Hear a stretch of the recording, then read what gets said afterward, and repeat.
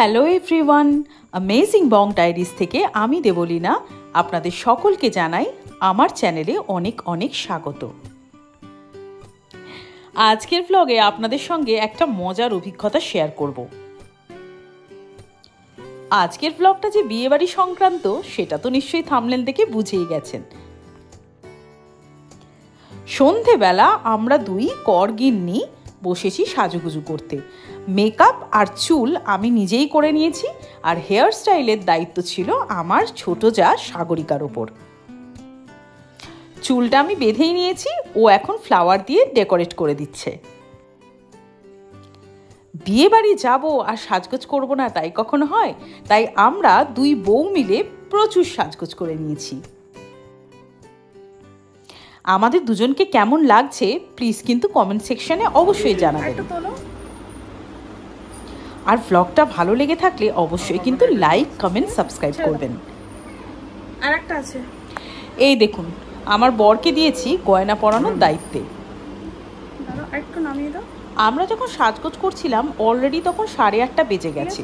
আমার আগের ব্লগে তো বলেইছি আমার দেওর হচ্ছে পেশায় একজন শল্য চিকিৎসক, আর ডাক্তারদের জানেন তো অনেক ব্যস্ততা থাকে, তাই ব্যস্ততার মাঝেই ও সময় করে আজকে আমাদের সঙ্গে বিয়ে বাড়ি যেতে রাজি হয়েছে।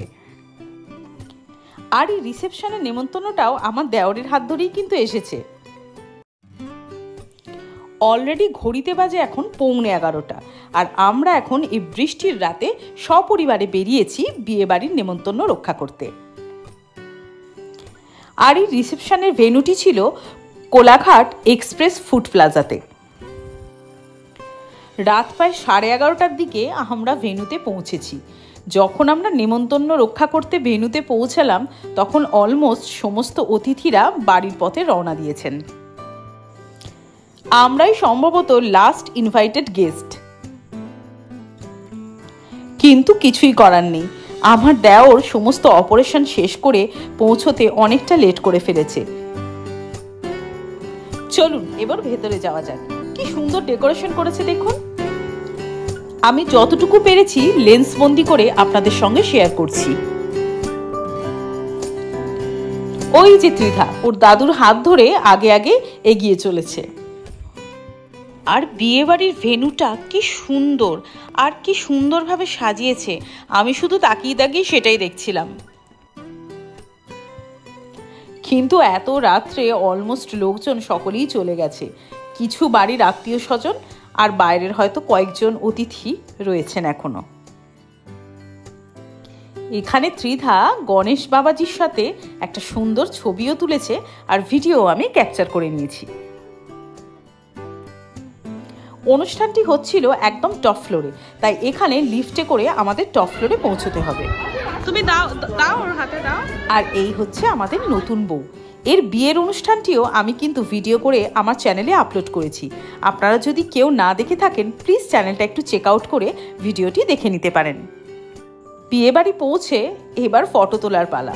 চটপট করে নতুন বউয়ের সাথে আমরা কয়েকটা ছবি আর ভিডিও করে নিচ্ছি।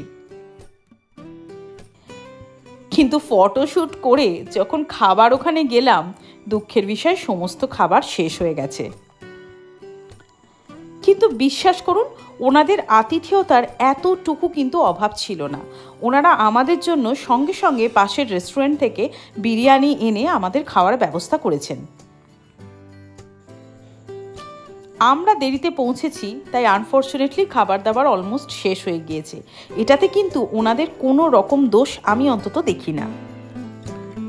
তারপরেও কিন্তু ওনারা যে আমাদের জন্য আলাদাভাবে খাবার দাবারের এত ব্যবস্থা করেছেন, এত যত্ন সহকারে আমাদের খাইয়েছেন, আমি সত্যি অভিভূত।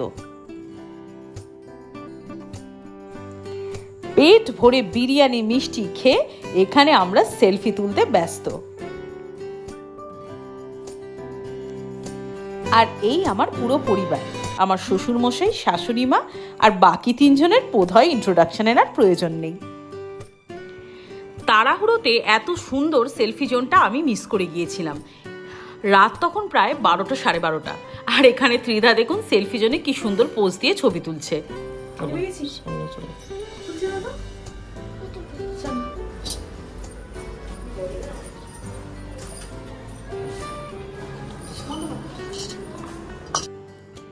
আমাদের ফটো তোলার যা ধুম, আমার দেওর কিন্তু মনে মনে বেশ রেগেছে। বেচারা সারাদিন হসপিটালে কাটিয়ে কতগুলো অপারেশন সেরে তারপরে এসেছে, আর এদিকে দেখুন এরা এখনো ফটো তুলে যাচ্ছে। ফাইনালি বর বাবাজিদের রাগ রাগ মুখটা দেখেই গাড়িতে উঠে পড়েছি। রাত তখন প্রায় 1:45। আমরা এখন চলেছি বাড়ির উদ্দেশ্যে। যাই হোক, আজ এই পর্যন্তই। চাঁদনি রাত দেখতে দেখতে ব্লগটা এখানেই শেষ করলাম। খুব তাড়াতাড়ি দেখা হবে পরের ব্লগে। Till that, tata.